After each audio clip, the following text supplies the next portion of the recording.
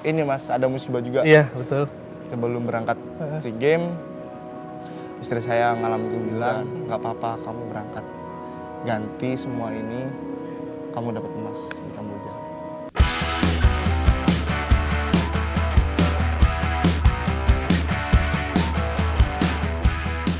Sebelum berangkat SEA Games, istri saya ngalamin keguguran. Jadi H-5. H-5. Itu keguguran. Jadi waktu itu saya izin Mr. Jeff buat nemenin istri buat operasi. Jadi sebelum berangkat terus masih ada sisa latihan. Ya udah antara air mata sama keringat tuh campur ya.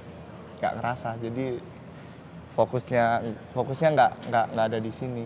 Tapi ya istri kayak gimana sih Mas? Iya betul. Nah, tapi berbalik lagi istri pesan waktu itu bilang nggak apa-apa kamu berangkat, ganti semua ini, kamu dapat emas di Kamboja. Alhamdulillah. Alhamdulillah dapat berkat doa istri, berkat perjuangan istri, pengorbanan istri, kemarin alhamdulillah dapat emas di Kamboja itu. Selain dukungan istri, apa yang membuat Mas apa ya istilahnya ya, bukan berani ya, memutuskan untuk berangkat di tengah kegetiran suasana rumah tangga gitu Mas? Istri sih Mas. Istri yang jelas istri. Ya? Yang jelas istri, orang tua, mertua juga bilang berangkat nggak apa-apa gitu. Kayak istri dijagain di sini aman. Jadi waktu itu penuh dilema sih Mas. Karena aku juga waktu itu ngejar udah pesen tiket, tapi aku juga nggak mau berangkat waktu itu. Karena tahu kondisinya istri masih belum sadar. Jadi tapi posisinya habis dioperasi. Posisinya istri belum bilang ke Mas untuk berangkat ya, belum ya? Sebelumnya udah. Oh, sebelumnya udah. Jadi sebelum operasi itu udah bilang. Udah bilang ke saya. Jadi waktu itu terus masih lemas dalam keadaan belum sadar. Jadi masih mau nungguin. Tapi udah waktunya harus berangkat. Ya udah, jadi itu benar-benar hari yang paling berat. Hari yang paling berat yang pernah saya rasain waktu itu. Tapi ketika Mas berangkat istri sudah sadar kan? Atau belum? Oh belum. Jadi belum. Mas dengan berat hati meninggalkan istri yang belum sadar. Iya. Setelah berangkat sampai Kamboja baru komunikasi sama istri. Setelah sampai sini itu udah. Enggak, maksud saya setelah sampai Kamboja SEA Games. Aku masih kesini masih latihan dulu Mas. Oh masih latihan dulu? Masih latihan dulu di sini. Jadi masih berkomunikasi sama istri. Oh, jadi maksudnya saat ketika meninggalkan istri di rumah sakit masih belum sadar. Setelah sampai sini sudah komunikasi? Sudah komunikasi. Jadi pas waktu sini udah jam berapa gitu berkomunikasi. Gimana menjaga mental, menjaga kekuatan bertanding di Kamboja di tengah rasa duka seperti ini Mas?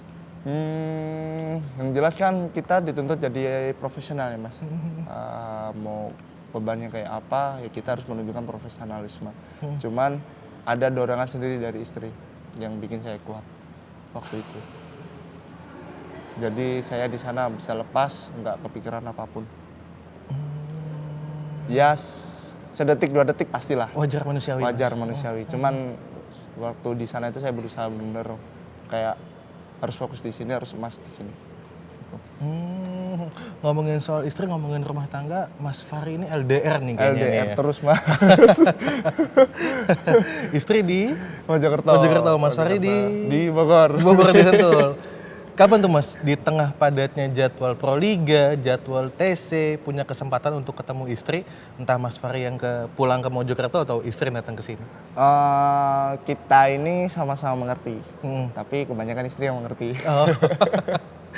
Jadi karena banyak schedule, terus padat schedule, istri sering kesini, sering jenguk kesini. Jadi waktu Proliga juga dulu alhamdulillah Pak SBY dulu kayak ngasih ruang buat keluarga. Kayak misalkan di TC pun silahkan bawa keluarga. Terus selama kompetisi silahkan bawa keluarga, dibiayai semua sama Lavani. Jadi alhamdulillah selama LDR ini juga nggak terganggu sama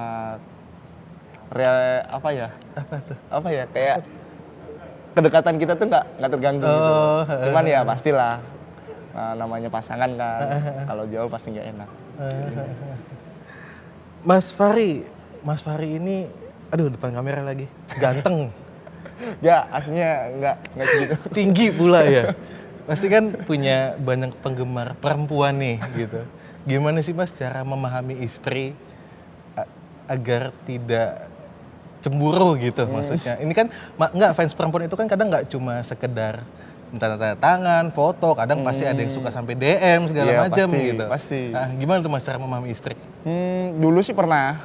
Dulu pernah istri cemburu kayak foto gitu kita terlalu dekat atau gimana. Cuman dari saya pribadi saya bilang, saya itu kan fans, bukan dia suka sama saya. Kalau kecuali kalau aku respon sama dia, itu silahkan benci, silahkan marah, itu silahkan. Dan juga sosmed, semua sosmed tak suruh pegang. Kayaknya mayoritas suami ya, mayoritas entah ya adalah pokoknya suami itu sosmednya, IG-nya terutama itu login juga di IG Iya, istri. semua. Iya. Nah semua. Gak cuma Semuanya. gak cuma kalangan atlet, orang biasa pun kayak gitu kadang Mas ya.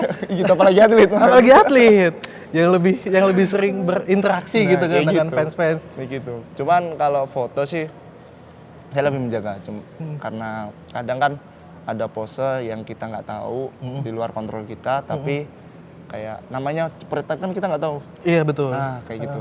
Kebetulan angle-nya pas kayak gini, nanti sampai sana. Oh. Jadi cuman menjaga kayak gitu, cuman nggak yang ngejaga jarak itu nggak, cuman saya tetap menghargai. Oh itu fans, pengen foto, oh ini, jadi tetap stay humble. Oh. Mas bukan dulu sih, belum lama. SEA Games 2021 yang berlangsung di Vietnam 2022. Kebetulan karena saya kesana gitu. Mas Fahri sempat apa ya bahasanya ya? Dipulangkan lah Mas. Dipulangkan ya. Apa sih Mas terjadi waktu itu Mas, dan gimana cara Mas Fahri bangkit gitu? Itu juga hari terberat Mas.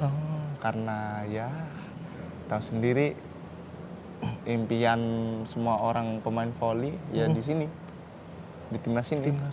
Apalagi aku dulu cuman menggebu-gebu ngomong ke orang aku pengen jadi pemain timnas.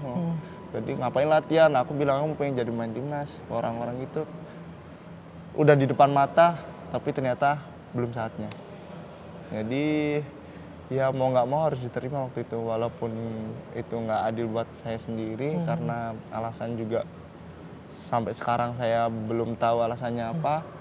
Karena selalu berubah-ubah, dari pertama underperform, kedua indisipliner, sekarang tidak bisa disebutkan. Jadi saya masih bertanya-tanya, waktu itu drop 3 bulan. Drop 3 bulan? 3 bulan, nggak mau pegang bola sama sekali. Sama sekali nggak latihan? Ngelihat bola aja nggak mau. Waduh. Bayangin Mas, kayak gimana. Karena aku kan otodidak, otomatis pegang bola tuh seneng banget. Manapun ada bola pasti tak pegang, pasti tak pegang. 3 bulan nggak mau ngapa-ngapain, mau main volley sama anak-anak kamu nggak mau. Jadi mau latihan kecil-kecil aja nggak mau. Udah tidur, makan, tidur, makan, tidur, main. Tidur, makan, main, udah gitu aja.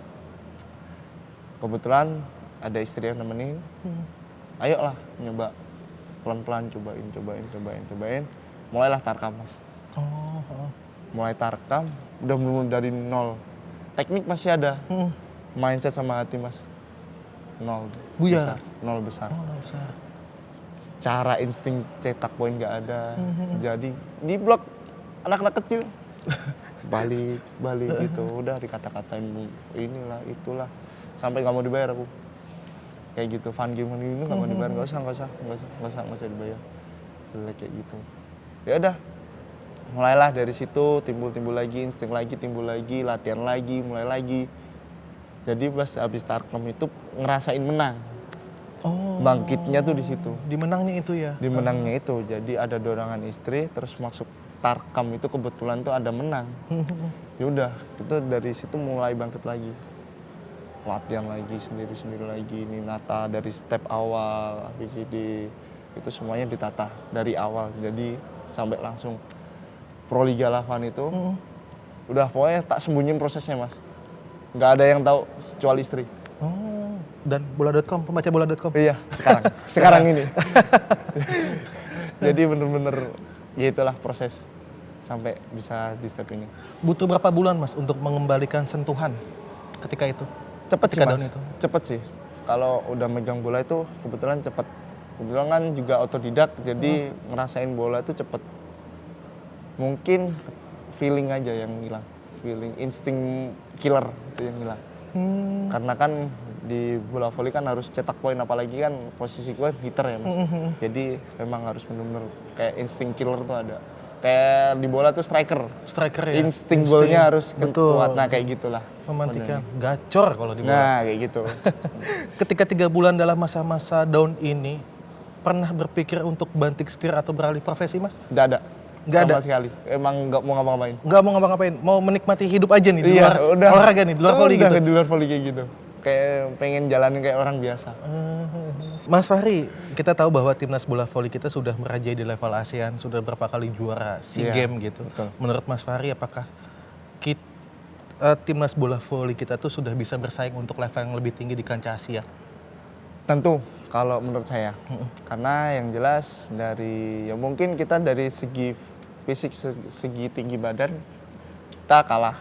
Cuman kita dari segi teknik untuk sekarang ini kita udah ada grow up lagi untuk urusan teknik, urusan di lapangan. Jadi kita nggak kalah sama yang level-levelnya Asia. Contohnya Kazakhstan kita udah ngalahin mereka 2 kali. Dan mereka udah selalu berada di kancah Asia terus. Dia ikut eventnya. Konsisten Terus ya. Korea kemarin kita bisa mengimbangi karena faktor luck aja. Betul. Kalah 3-2.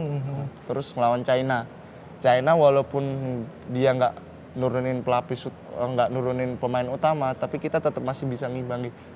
Itu pun sekelas China yang kemarin di AVC mereka juara keempat. Jadi Korea ke-6, Korea 6, China 4. Jadi yang kita hampir kalahin 3-2 itu dua-duanya dia peringkat papan atas di Asia. Jadi kalau ditanya bisa bersaing di kancah Asia atau kita bisa naik lagi, bisa jawabannya. Karena kita sendiri punya power sendiri. Beda sama yang lain. Kita itu punya ciri khas sendiri permainan apa tuh, kita. Mas? Apa tuh Mas? Saya ada agen dari Korea kebetulan. Jadi dia bilang kalau Indonesia itu punya ciri khas sendiri. Indonesia itu punya variasi serangan banyak. Dan kita juga cepat mainnya. Itu yang mereka takuti ternyata dari Indonesia. Agennya bukan teman Coach Sintayong kan? Bukan? Bukan. Jadi olahraga kita kan lagi identik sama Korea Selatan Bukan terus-terusan. bukan itu ya. Mas, balik lagi soal jadi atlet, gimana sih rasanya dulu kita maksudnya tuh belum jadi atlet, sekarang udah jadi atlet gitu. Apa sih perbedaannya gitu Mas? Perbedaannya gimana ya? Atletnya kayak gimana dulu Mas? Ya sekarang kan masih di atlet terkenal. Kan ada Semua atlet ya. pencinta voli bohong nggak tahu Mas Fahri kan? Ada yang nggak tahu Mas. Ada pencinta voli Mas, nggak mungkin iya, nggak iya, tahu. Gimana ya? Yang jelas harus merelakan ini private-nya. Privasi, betul. Privasi harus merelakan kalau misalkan jadi atlet yang kayak gini pasti di mana-mana kan disorot. Betul. Terus kedua merelakan waktu keluarga, waktu bareng-bareng atau waktu main sama teman-teman atau yang rekreasi liburan itu kita relakan semuanya. Jadi itu dukanya, sama kalau sukanya yang jelas bisa keluar negeri. Keluar negeri. Bisa jalan-jalan gitu ke luar negeri. Jadi digantinya di situ, walaupun di sana kita kompetisi nggak ada liburnya, tapi yang penting pernah merasakan negara lain gitu. Betul, itu privilege sebagai atlet ya Mas. Gitu.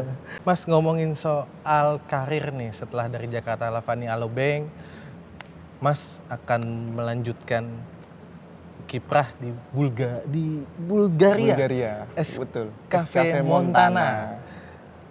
Gimana Mas ceritanya kok tiba-tiba bisa ke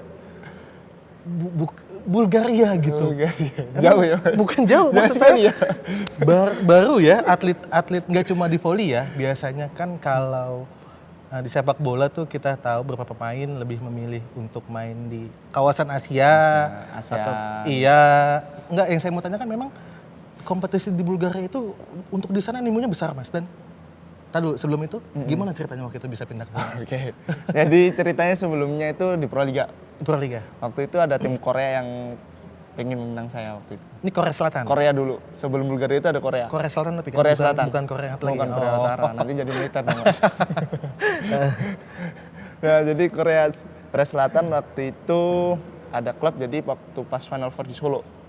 Kita ngobrol sama agensi saya. Itu ngobrol-ngobrol soal gimana kamu ada yang minat nih dari klub Korea. Oke Mas, nggak apa-apa, karena aku juga masih free kan Mas. Habis Proliga kan nggak ada jadwal, cuman ada SEA Games waktu itu. SEA Games, iya betul. SEA Games Kamboja waktu itu, Mei. nah itu. Jadi ya udah nggak masalah Mas, oke lah kita lanjutin. Habis itu dilanjutin, tiba-tiba ada klub dari Prancis, Polandia, sama Bulgaria nih datang. Kalau Prancis Bulgaria masih logis lah Nah, gitu ya. Prancis itu di Liga 2-nya, tapi Polandia di Liga 3. Nah, terus sama yang di Bulgaria ini, dia di Premier League-nya, Di kasta teratasnya ya. kasta teratasnya. Terus aku mikir, aku masih nggak keep yang Korea ini dulu Mas, sampai SEA Games. Yang Korea ini yang kasta teratas juga kan? Kasta teratas. Jadi waktu itu SEA Games, ternyata ada kebijakan Korea, Federasi Korea itu harus yang mau ikut turnamen, mau ikut pemain asing yang ikut kompetisi di Korea itu harus ke sana jalanin trial. Oh, seleksi dulu. Walaupun yang kalau udah yang kontrak itu cuman kayak formalitas. Nah, kayak gitu. Jadi formalitas ke sana main-main doang, udah habis itu padahal udah tanda kontrak. Di Baru belakang. disahkan ya? Cuma disahkan. Nah, waktu itu kita nggak dapat izin Dari? sama PBVSI karena terlalu beresiko. Karena waktu keberangkatan sama SEA Games terlalu mepet. Oh iya. Itu Amin 5 aku di sana 2 hari. Jadi cuman 3 hari di sini. Terus sebelum keberangkatan, terus PB memutuskan jangan. Ya udah, saya bilang sama agensi saya karena dari pihak federasi nggak mengizinkan, saya nggak berani untuk berangkat ke sana. Ya udah, habis itu diputus. Diputus, ngomongin sama Bulgaria. Yang Prancis sama yang Prancis saya singkirin. Oh, Saya dialihkan dulu lah. Dialihkan dulu karena Diprioritas. mereka bukan kasta tertinggi. Wajar. Wajar. Logis. Saya cari tahu Bulgaria itu kayak gimana, ininya kayak gimana, pemainnya kayak gimana. Oh, ternyata bagus-bagus juga. Terus wah, ilmunya juga banyak nih di sana pasti. Yang jelas kasta tertinggi itu pasti diisi pemain-pemain top. Nggak mungkin di bawah grade, di bawah rata-rata pasti. Jadi aku langsung milih, Mas, coba ngomongin Bulgaria. Kalau benar-benar minat, oke, aku ambil itu. Nah, selama SEA Games itu udah ngobrol sama Bulgaria, itu udah negosiasi. Alhamdulillah setelah saya SEA Games deal. Selesai SEA Games deal, terus habis itu ngobrol-ngobrol soal fee, soal di sana alhamdulillah juga dapat makan sehari 2 kali, terus dapat tempat tinggal, dapat transportasi juga. Oh, ditanggung. Ditanggung semua di sana. Di luar gaji ditanggung semuanya berarti ya. Dan itu aku juga ngomong, Mas bisa request nggak gitu. Apa istri bisa ikut? Nah, ternyata alhamdulillah dari pihak sana malah membantu. Oke, nggak apa-apa, nanti bisa diurusin bareng. Oke, alhamdulillah. Jadi alhamdulillah dari situ negosiasi sama SKV Montana berjalan lancar. Jadi sama Prancis sama Polandia ini dia. Oh iya. Gitu.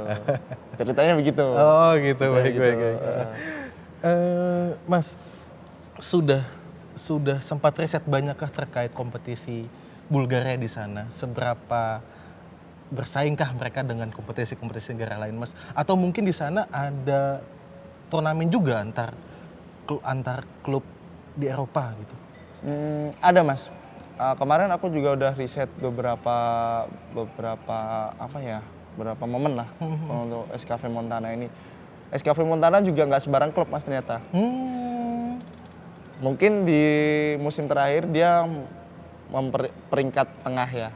Cuman di 2017-2018 dia di runner up di Liga Bulgaria sama di nomor 3. Dan juga di 2018 dia juara kopanya Bulgaria. Copa Bulgaria. Oh, ada kopanya juga. Ada kopanya. Jadi kalau misalkan juara di sana kita kayak kejuaraan Euro gitu loh, Mas. Oh iya. Eropa. Nah, nanti kalau misalkan juara 1 atau 2 dikirim lah buat antar Eropa. Antar klub Eropa. Kebetulan juga ada kabar gembira kemarin. Kalau udah berangkat ke Bulgaria ada talent scouting dari Italia. Waduh. Jadi ya mau dipantau lah kalau misalkan di sana. Mudah-mudahan gacor ya. Amin. Kita doakan semua pembaca sahabatbola.com. Ya, mudah-mudahan gacor. Gacor. Bisa dilirik sama klub Italia. Sebelum Mas Fahri sudah ada belum sih Mas atlet bola voli kita yang main di Eropa Mas? Belum ada, Mas. The one only one? Sejarah ini. Sejarah ya? Sejarah. Wah, keren. Mas, persiapan kapan berangkat ke Bulgaria dan persiapan apa yang akan Mas lakukan sebelum terbang ke sana? Terbang ke Bulgaria Oktober. Habis Asian Games. Habis Asian Games. Untuk persiapannya yang jelas kulturnya, makanan, suhu itu harus sama ngelihat orang-orangnya kayak gimana yang di sana. Yang jelas kalau kulturnya kan di sana kebanyakan orang Kristen, Katolik ya. Iya, betul. Jadi kemungkinan kan bagi Muslim kayak harus cari masjid atau gimana kan juga rada susah. Pasti kan jauh. Terus musim yang jelas harus adaptasi sama musim. Karena musim pas waktu datang ke sana pas musim dingin. Pas musim dingin salju. Nah, jadi pas musim salju. Jadi harus adaptasi. Jadi udah dari sini udah prepare baju-baju tebel. Terus yang jelas sama ngelihat persaingan di sana. Saya ngelihat persaingannya ketat Mas di sana. Saling senggol lah, inilah itulah. Oke, aku sambil nanya-nanya sama agensinya sana juga. Dari yang ngurusin kedutaan kemarin saya ambil nanya-nanya soal Montana ini. Ya alhamdulillah untuk prepare-nya udah siap untuk sekarang nih. Insya Allah bisa berguna untuk tim di SKS Montana buat ngeraih gelar di Premier Bulgaria. Mas, terakhir di bola voli ini biasanya atletnya ini usianya berkarir sampai usia berapa sih Mas? Tergantung jaga badannya sih Mas. Karena kalau lihat di pemain-pemain internasional gitu, pemain-pemain yang udah top grade gitu, bahkan ada yang 38 tahun masih bermain di top league. Ada yang 43 masih di top league. Jadi tergantung kita yang jaga badan sih. Karena kan ada injury di sini, di lutut, di bahu. Tapi kan gimana caranya kita recovery cepat, terus gimana caranya kita harus comeback lagi untuk bermain lagi. Jadi nggak yang langsung putus asa. Kayak gitu sih. Mas penutupan, adakah pesan untuk atlet-atlet junior volley untuk tetap berlatih, untuk tetap serius supaya bisa jadi generasi-generasi atau the next Fahri Septian selanjutnya? Jangan dong. Sudah dipersiapkan Mas. Yang jelas saya pesan buat adik-adik terapin disiplin, tanggung jawab, jujur, usaha, dan doa. Itu kunci kesuksesan saya saat ini. Jadi kalaupun adik-adik semuanya belum terapin itu semuanya, bisa dicoba. Siapa tahu berhasil. Mantap, itu pesan dari satu-satunya pemain kita yang berkarir di Eropa. Baik, terima kasih Mas Fahri. Siap. Terima kasih banyak atas perbincangan serunya. Semoga karirnya berjalan lancar, semoga rumah tangganya langgeng, semoga semuanya berlangsung baik. Amin. Alhamdulillah. Amin. Baik. Makasih banyak. Masnya. Makasih banyak Mas. Demikianlah sahabatbola.com lebih dekat dengan Fahri Septian. Sampai jumpa. See you.